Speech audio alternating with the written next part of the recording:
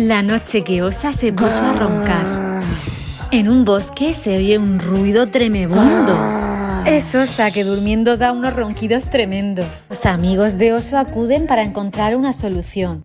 Pero ni los tapones de ardilla, ni el picotazo de pájaro, ni las cosquillas que Mariposa le hizo en la nariz a Osa consiguieron que eso parase. Tampoco la solución de Mofeta, rara y olorosa, ni la canción del reconocido tenor mapache. Nada da resultado hasta que... ¡Ding dong! Llaman a la puerta, ¿quién será?